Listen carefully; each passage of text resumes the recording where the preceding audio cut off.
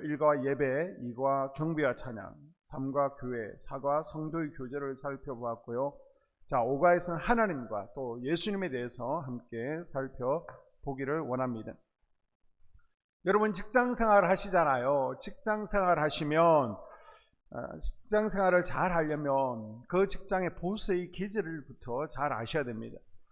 여러분 직장의 대표가 어떤 성격을 가지고 있느냐, 그걸 알아야 잘할 수 있겠죠. 신앙생활도 마찬가지입니다. 우리가 믿음 생활을 잘 하려면 하나님이 어떤 분이신가 잘 아셔야 됩니다. 아멘. 이것을 하나님의 속성이라고 그러죠. 하나님은 어떤 분이신가, 하나님의 성품. 우리가 하나님을 알아야 그분이 원하시는 삶을 살아 드릴 수 있으니까 하나님을 아는 게 중요합니다. 아멘. 자, 그럼 하나님은 어떤 분이신가? 하나님의 속성, 하나님의 성품은 무엇인가? 많습니다. 그 가운데 몇 가지만 살펴보게 되면, 첫째, 하나님은 영이십니다. 아멘. 따라해볼까요? 하나님은 영이십니다. 하나님은 영이십니다. 자, 요한복음 4장 24절. 하나님은 영이시니 예배하는 자가 영과 진리로 예배할지니라. 아멘. 아멘. 하나님은 뼈와 살이 없는 영적인 존재라는 거예요. 자, 2살 이하의 아이들은요, 까꿍 하면 까꿍 놀이를 좋아합니다. 왜? 눈앞에 엄마가 보였다가 금방 사라져. 그리고 다시 보여. 아이들은요, 눈에 지금 내 눈앞에 보이는 것만 존재한다라고 믿습니다. 눈에 보이지 않는 것은 조금 전에 보였더라도 보이지 않으면 또 존재하지 않는 거예요. 자, 우리 가운데 하나님을 보여달라, 그럼 내가 믿겠다, 그런 분들이 있잖아요. 하나님이 보이지 않는다, 그래서 나는 믿지 못하겠다. 이분들의 영적 수준은 1살 이하라는 것이죠. 영적 어린아이라는 것입니다. 하나님을 보여줘야 믿겠다, 이들은 어리석은 것입니다. 그래서 예수님께서도 너희가 나를 본 거로 믿느냐, 보지 않고 믿는 것이 복되다라고 말씀하십니다. 아멘. 하나님은 당연히 영이시기 때문에 우리 육신으로 보지 못하는 거예요. 대신 예배 가운데 우리는 하나님의 임재를 느끼면서 하나님께서 살아계시구나, 그걸 대신 간접 경험할 수 있는 것입니다. 아멘. 뿐만 아니라 하나님은 영이시기 때문에 영적인 자녀들이 육적인 것을 쫓으면 기뻐하지 않습니다. 영적인 자녀들이 영적인 것들을 추구하고 쫓기를 원하십니다. 아멘. 두 번째로 하나님은요, 인격을 가지고 계십니다. 아멘. 자, 출애굽기 34장 14절을 읽어볼까요? 너는 다른 신에게 절하지 말라. 여호와는 질투라. 질투라 이름하는 질투의 하나님 이민이라. 아멘. 출애굽기 20장이나 34장 그리고 신명기 4장에서도 계속해서 하나님은 질투하시는 분이다라고 말씀하고 있습니다. 하나님은요, 인격을 가지고 계신 분입니다. 지성, 감정, 의지를 가지고 계시는데요, 특별히 자기보다 더 사랑하는 것들을 하나님께서는 못 견뎌 하시는 거예요. 질투하십니다. 또 하나님께서 당신의 자녀들이 하나님을 떠나서 다른 것을 쫓으면 슬퍼하셨어요. 죄 가운데 엎어지고 쓰러지면 하나님께서 애통하시고 슬퍼하십니다.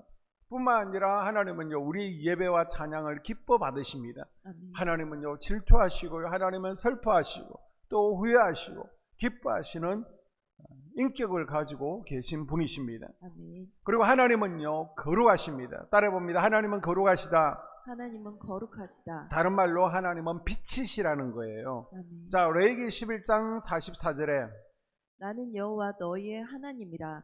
내가 거룩하니 너희도 몸을 구별하여 거룩하게 하고 땅에 기는 길 짐승으로 말미암아 스스로 더럽히지 말라. 아멘. 아멘. 땅에 기어다니는 길 짐승으로 더럽히지 말고 거룩한 존재로 살라라고 우리에게 말씀하십니다. 아멘. 이 세상에 빛처럼 살라는 거예요. 자, 그러면 우리가 어떻게 해야 거룩해질 수 있습니까? 그 대답이 레위기에 나와 있는데, 우리가 레위기를 배웠잖아요. 자, 레위기 1장에서 5장까지 5가지 제사가 나오고 있습니다. 1장에 번제, 2장에 소제, 3장에 화목제, 4장 속죄제, 5장에 속건제가 있습니다. 이 5가지 제사를 통해서 우리가 거룩해질 수 있다는 것입니다. 그리고 6장과 7장에서는 이 5가지 제사에서 제사장이 할 일들을 소개하고 있는데요. 자, 하나님은 거룩하시기 때문에 예배를 통해서 그분과 우리는 동행할 수 있고 그 가운데 나는 거룩해진다라고 말씀하고 있습니다.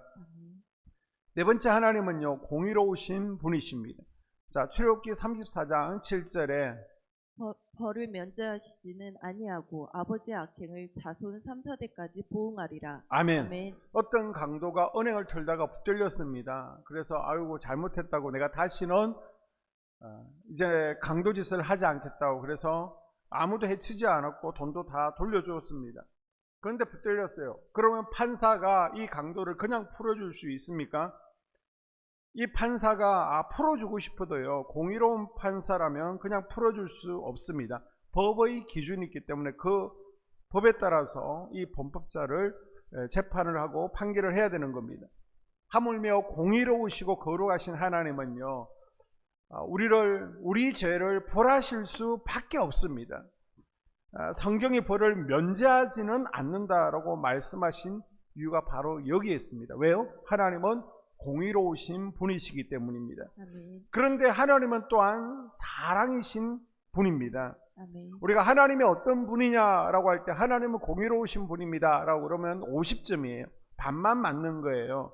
자, 하나님은 공의로운 하나님인 동시에 어떤 분요? 사랑의 하나님이십니다. 아멘. 한번 따라 볼까요? 사랑의 하나님. 사랑의 하나님. 이걸 다른 말로 자비의 하나님이라고도 하는데요. 자, 성경을 보게 되면 계속해서 하나님의 공의와 자비가 함께 나오는 것을 볼 수 있습니다. 자, 아담과 하와가 범죄했을 때 하나님께서 아담과 하와를 에덴 동산에서 쫓아내십니다.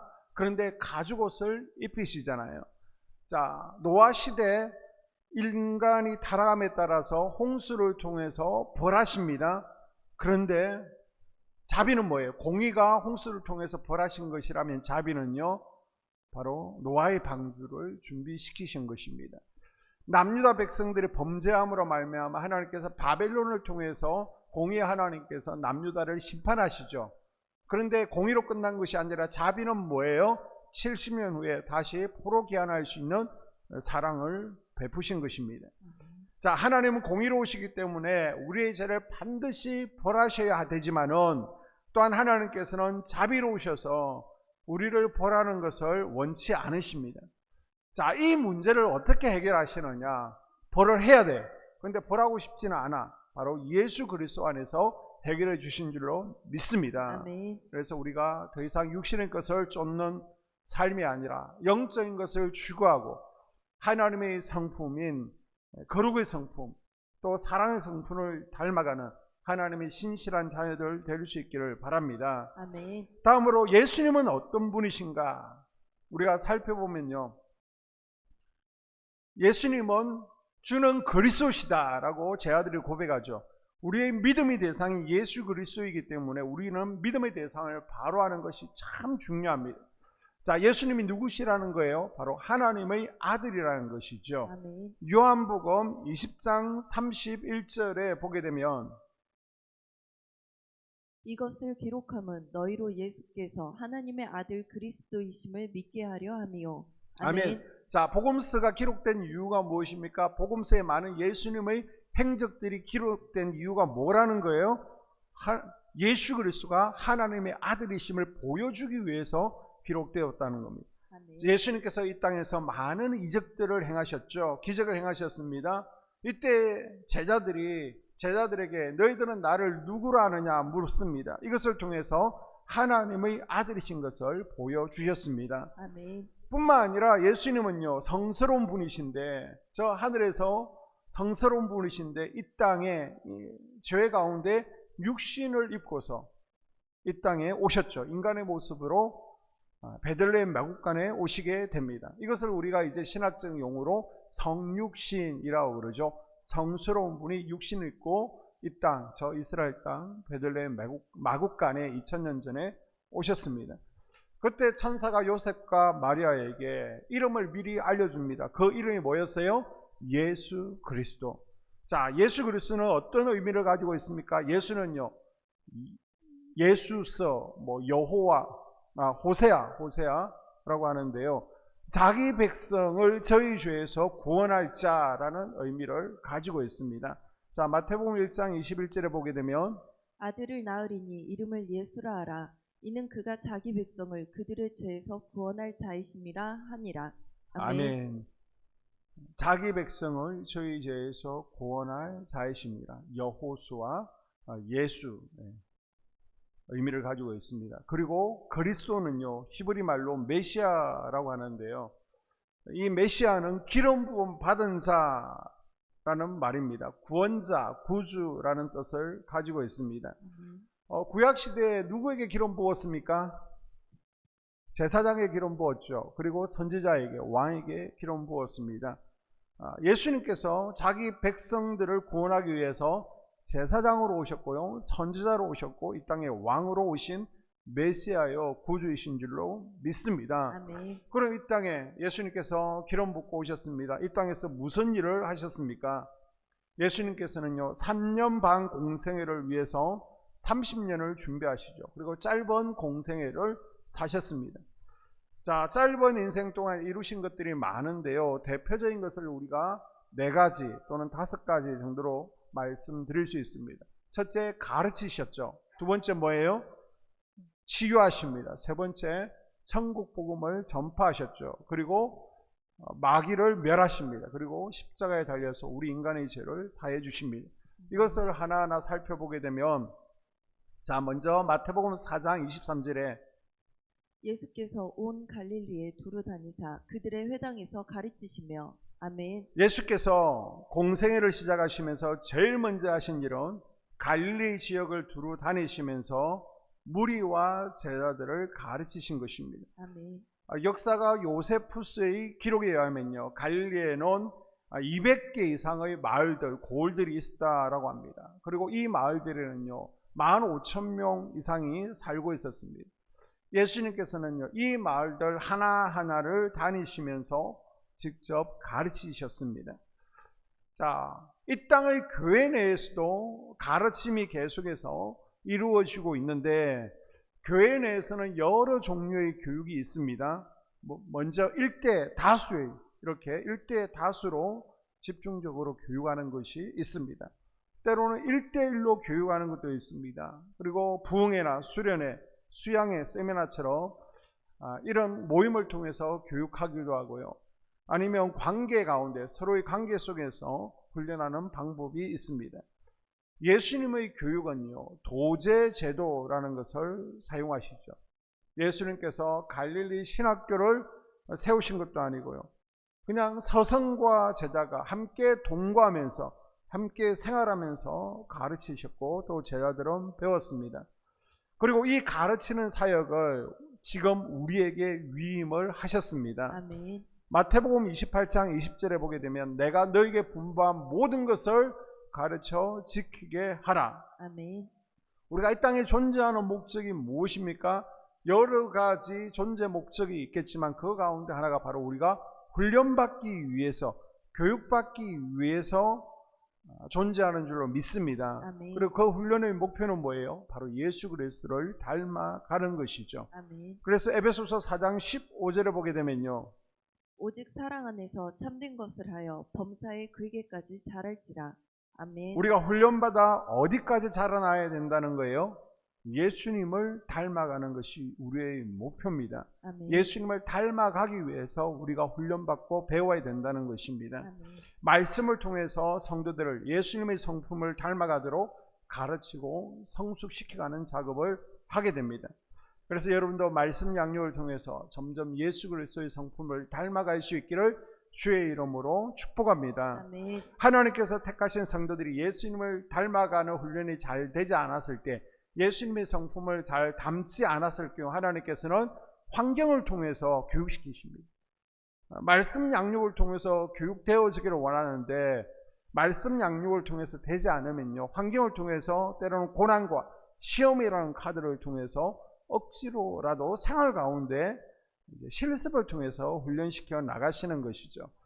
그래서 제자라는 단어와요, 징계라는 단어를 보게 되면 영어 어원이 같은 것을 볼 수 있습니다. 예수님도요, 아버지가 아들을 훈육하는 것처럼 혼내가면서 징계가면서 제 아들을 가르치셨죠. 자, 히브리서 12장 5절 이하에 보게 되면요, 내 아들아 주의 징계하심을 경히 여기지 말며 그에게 꾸지람을 받을 때에 낙심하지 말라. 주께서 그 사랑하시는 자를 징계하시고 그가 받아들이시는 아들마다 채찍질하심이라 하였으니 징계는 다 받는 것이거늘 너에게 없으면 사생자여 친아들이 아니니라. 아멘. 아멘. 직장이에요. 정말 까다로운 직장 상사가 있잖아요. 뺀질거리는 보아 직원이 있잖아요. 인생 책찍, 인생 막대기가 있습니다. 집에 가니까요, 더럽게 말 안 듣는 자녀들이 있습니다. 이들을 통해서 인내하는 법을 배우게 하시고요. 또 친구들이나 대인관계 가운데 깎여지면서 더 겸손해지고 예수님을 닮아가게 되는 것입니다. 아멘. 그런데 이삭의 아들 사기꾼 야곱처럼요, 많이 깎여야 돼, 많이 부족해. 그러면 그만큼 연단 과정도 더 험난하고 길어질 것을 기억하십시오. 저에게는 이런 가정이 없습니다. 그런데요, 성경을 보니까 이런 징계는 다 받는 것이거늘 너에게 없으면 너희는 사생자요 하나님의 친아들이 아니다. 내가 정말 구원받은 믿음인가? 내가 구원받았는데도, 내가 훈련 과정 가운데 있지 않는데도 아무런 징계가 없다. 그러면 구원받은 믿음인지를 한번 점검해 보셔야 됩니다. 자, 이 연단의 과정을 단축시키고 줄이는 것이 뭐라는 거예요? 바로 제자훈련, 말씀 양육이라는 것입니다. 그래서 여러분, 예수님의 제자들처럼 말씀으로 훈련받기를 사모하십시오. 아멘. 기왕이면 환경 속에서 고난당하고 징계당해가면서 채찍에 얻어맞아가며 배우기보다는 말씀을 통해서 내가 어떻게 사는 것이 하나님께서 기뻐하시는 삶이구나, 예수님의 성품을 닮아가는 거구나, 그것을 깨닫고 말씀에 반응해서 점점 변화, 성장, 성숙을 이루어갈 수 있기를 주의 이름으로 축복합니다. 아멘. 자, 두 번째 예수님께서 이 땅에 하신 일은요, 복음을 전하시는 겁니다. 말씀을 선포하신 것이죠. 자, 마태복음 4장 23절에 보게 되면 예수께서 온 갈릴리에 두루 다니사 그들의 회당에서 가르치시며 천국 복음을 전파하시며. 아멘. 예수님께서는요, 갈릴리 지역, 사마리 지역, 유다 지역, 그 건너편 베레아 지역, 그라사 지역, 온 지역을 다니시면서 가르치시고 말씀을 전파하셨습니다. 아멘. 제자들에게도 전도 훈련을 시키셨고요, 함께 전도하기를 원하셨습니다. 아멘. 그리고 부활 성천하시면서 이 복음 전파의 사명을 누구에게 맡기셨습니까?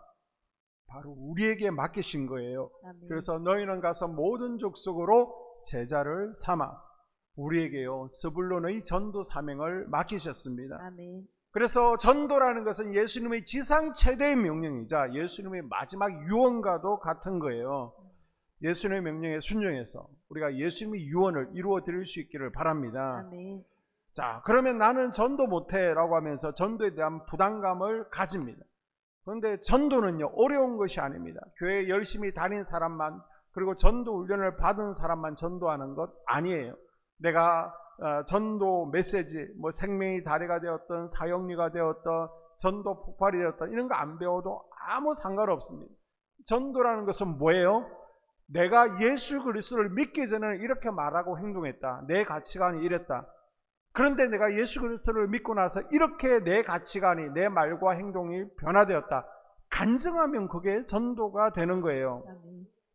나는 예수 믿기 전에는 우울했는데 항상 이제는 행복해졌다. 그리고 항상 비관적이고 부정적이었는데 이제 긍정적인 삶으로 변화되었다. 내가 예수 믿기 전에는 이런저런 고질적인 병으로 고생했는데 내가 예수님을 만나고 나서 이제는 몸이 덜 아프다. 그리고 건강해졌다. 전에는 주변에서 나에게 참 지랄 같다, 가시 같다 라고 그랬는데, 독특하다 그랬는데 이제는 많이 달라졌다, 변화되었다 라고 칭찬한다. 너도 예수님을 믿어봐. 이게 소개하면 되는 것입니다. 여러분, 스불론의 전도 사명은 선택이 아니에요. 우리의 삶이 되어야 될 줄로 믿습니다. 아멘. 그래서 우리 평생 목표가 뭐냐? 한 영혼은 구원하고 주님 앞에 서야 되지 않을까요? 마지막 날 주님의 심판대 앞에 섰을 때 우리 주님께서 한 영혼이라도 구원하기 위해서 지금 심판을 미루고 계신데, 내가 주님의 마음을 읽고, 많이 아니에요. 10명이 아니에요. 그냥 평생 한 명. 지금 그때가 언제예요? 바로 지금 한 영혼은 내가 구원하고 주님 앞에 서겠다. 다짐하고 또 기도할 수 있기를 바랍니다. 아멘. 세 번째, 예수님께서 이 땅에서 행하신 사역은 병자 치유 사역입니다.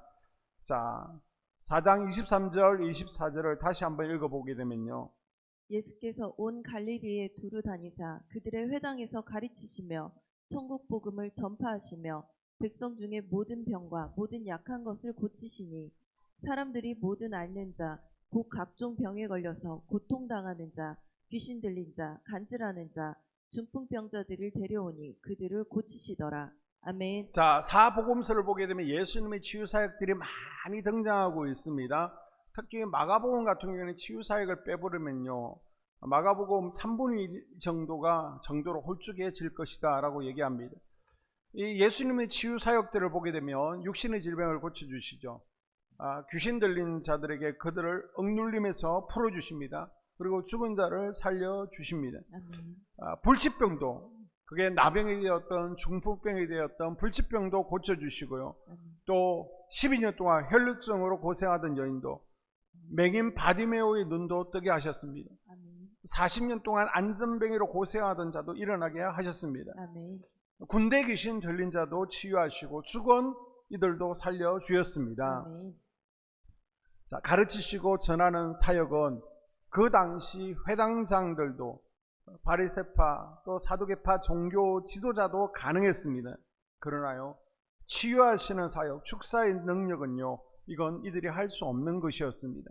예수님은요, 모든 병을 고칠 능력을 가지고 계신 분이십니다. 아멘. 그래서 예수님께서는 치유의 믿음을 가진 모든 자들을 고쳐 주셨습니다. 아멘. 오늘도 그 믿음으로 주님 앞에 나아갈 수 있기를 바랍니다. 아멘. 자, 예수님의 사역에는 또한 귀신을 쫓는 일과 마귀의 권세를 깨트리는 것이 포함되어 있습니다. 자, 요한일서 3장 8절을 읽어볼까요? 죄를 짓는 자는 마귀에게 속하나니 마귀는 처음부터 범죄함이니라. 하나님의 아들이 나타나신 것을 마귀의 일을 멸하려 하심이니라. 아멘. 아멘. 예수님의 지역 사역 가운데 보게 되면요, 대부분이 축사 사역입니다. 질병이 왜 왔다는 거예요? 많은 경우에는 악한 영들이 틈탔을 때 악한 영들로 인해서 질병이 생겼다는 겁니다. 그래서 이 축사 사역을 할 때의 질병은 결과적으로 함께 없어졌다는 거예요. 예수님께서 이 땅에 오신 것은요, 마귀의 일을 멸하기 위해서, 마귀에게 사로잡힌 이들을 풀어줍니다. 그때 치유가 일어나는 거예요. 이제는 정신도 온전케 되는 것입니다. 하나님을 찾게 되는 은혜가 있게 된 것입니다. 아멘. 자, 그리고 예수님께서는요, 십자가에 달려 죽으십니다. 베드로전서 2장 24절 읽습니다. 친히 나무에 달려 그 몸으로 우리 죄를 담당하셨으니 이는 우리로 죄에 대하여 죽고 의에 대하여 살게 하려 하심이라. 저가 채찍에 맞음으로 너희는 나음을 얻었나니. 아멘. 예수님께서 그냥 죽으시면 되지 왜 꼭 십자가에, 끔찍한 십자가에 달리셔야만 했습니까? 그냥 사약 받으시면 되는 거 아니에요? 그냥 바울처럼 단두대 처형 당하면 안 되는 거예요. 그런데 그 당시 최고의 사형 제도가 바로 십자가에 달리는 사형이었습니다. 그래서 이것은 너무나 끔찍하기 때문에 로마인들에게는 십자가 징벌이 없었습니다. 그런데 예수님께서 가장 처참한 모습으로, 가장 고통스럽게 죽으심으로 우리 하나님께서 얼마나 우리를 사랑하시는지, 우리를 향한 하나님의 마음을 보여주고 있는 겁니다. 아멘. 로마서 5장 8절에 볼까요? 우리가 아직 죄인 되었을 때 그리스도께서 우리를 위하여 죽으심으로 하나님께서 우리에 대한 자기의 사랑을 확증하셨느니라. 아멘. 아멘. 하나님께서 우리를 얼마나 사랑하는지, 여러분도 하나님을 얼마나 사랑하는지 입술로 하지 말고 보여라 그랬죠. 뭘 통해서요? 그리스도의 몸인 성전을 사랑함으로 얼마나 사랑하는지 우리가 보여드리는 것처럼 하나님께서 우리를 얼마나 사랑하는지를 예수님을 죽이시는데 가장 처참한 죽음인 십자가 죽음을 통해서 내가 너희들을 얼마나 사랑하는지 한번 봐, 그렇게 해주신 것입니다. 그래서 십자가에서 우리를 위해서 죽으심으로 예수님께서 두 가지를 담당하십니다. 그 첫 번째가 뭐예요? 바로 우리의 죄를 담당하십니다. 자, 이사야서 53장 5절 말씀에 보게 되면 그가 찔림은 우리의 허물 때문이요 그가 상함은 우리의 죄악 때문이라.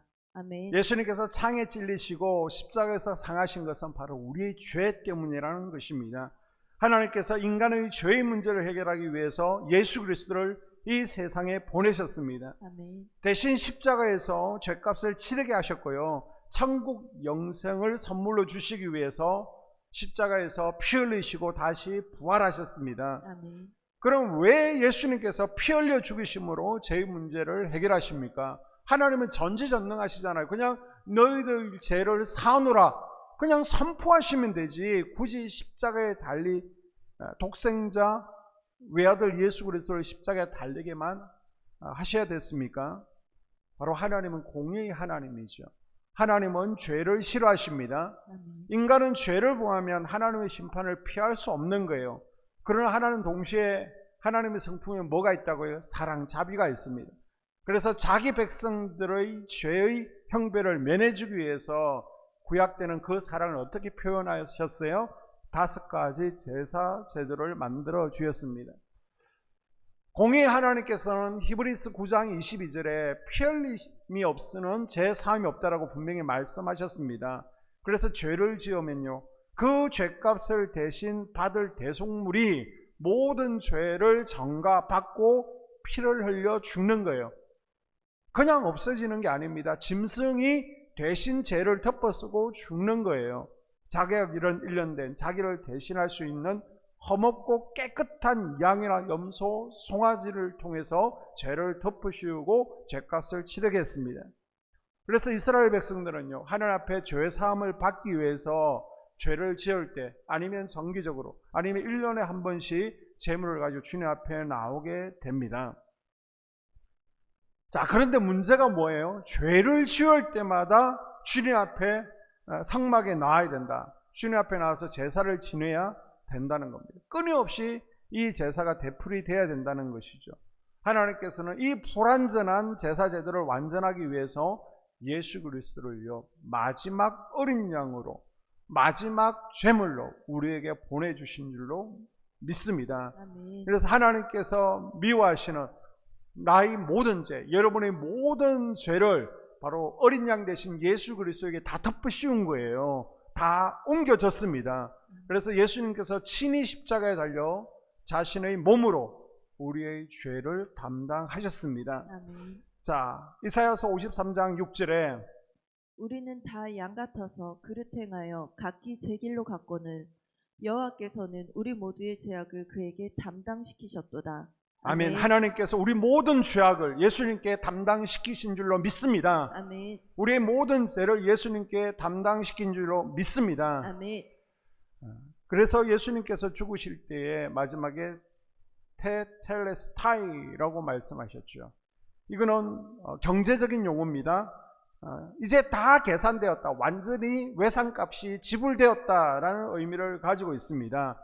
십자가 위에서 우리의 죄값이 다 치러졌을 때 예수님께서는 다 이루었다라고 말씀하신 것입니다. 아멘. 범죄한 우리의 모든 죄값이 예수님께서 십자가에 달리심으로 다 해결되어지고 다 갚아주신 줄로 믿습니다. 아멘. 그래서 로마서 8장 1절에 보게 되면 이제 그리스도 예수 안에 있는 자에게는 결코 정죄함이 없나니, 아멘. 예수님께서 우리 과거의 죄만 해결해 주신 것이 아닙니다. 오해하시는 분들이 있는데 예수님께서 우리 과거의 죄뿐만 아니라 지금 현재의 죄, 미래의 모든 죄까지, 모든 인류의 죄까지도 담당해 주셨습니다. 아멘. 그래서 더 이상 죄가 우리를 주관하지 못하는 거예요. 우리가 예수 그리스도를 나의 주인으로, 나의 구주로 믿는 순간 모든 죄는 해결되어지고 사함 받은 줄로 믿습니다. 아멘. 우리는 십자가 뒤에 숨어 있으면 되는 거예요. 할렐루야. 아멘. 그리고 예수님께서 십자가에 달리심으로 우리의 죄만 담당해 주신 것이 아니라 또 한 가지 담당한 것이 있습니다. 우리는 죄만 담당하셨다라고 생각하고 있는데 한 가지가 더 있어요. 그게 뭐예요? 우리의 연약함과 질병까지도 담당하셨습니다. 아멘. 자, 마태복음 8장 17절에 이는 선지자 이사야를 통하여 하신 말씀에 우리의 연약한 것을 친히 담당하시고 병을 짊어지셨도다 함을 이루려 하심이더라. 아멘. 예수님께서요, 우리의 연약함과 우리의 질병을 담당하셨습니다. 아멘. 그래서 이사야서 53장 4절에 보게 되면 우리의 질고를 지고 우리의 슬픔을 당했다. 그런데 이 질고가 원문에 보게 되면 뭐예요? 질병입니다. 슬픔이 바로 고통입니다. 우리 주님께서 십자가에서 우리의 질병과 고통까지도 담당해 주셨습니다. 아멘. 자, 오늘 말씀을 정리합니다. 예수님께서 십자가에 죽으심으로 아담 범죄 위에 우리에게 찾아 모든 질병의 숙박을 십자가에서 끊어주신 줄로 믿습니다. 아멘. 끊어주셨어요. 아멘. 그래서 이제 몸이 너무 개골개골해요. 몸이 너무 아파요. 주님께서 담당하셨습니다. 아멘. 예수 그리스도의 이름으로 털고 일어나시기를 바랍니다. 아멘. 또 병원에 갔습니다. 의사도 못 고치겠다. 이거는 신경성이다. 이거는 만성이다. 라는 질병을 가지고 있는 분이 있습니까? 예수님께서요 2000년 전뿐만 아니라 지금도 여전히 고쳐주고 계십니다. 아멘. 이 저녁에 우리 주님께서 영으로 이 자리에 찾아오시고 또 여러분에게 나아가서 여러분을 만져주실 때에 이제는 만성적이고 또 신경성 질병들이 다 고침받는 은혜가 있기를 주의 이름으로 축복합니다. 아멘. 우리의 질병을 고치시는 예수님 치유의 은혜가 이 저녁에 충만히 임하기를 주님의 이름으로 소원합니다. 아멘.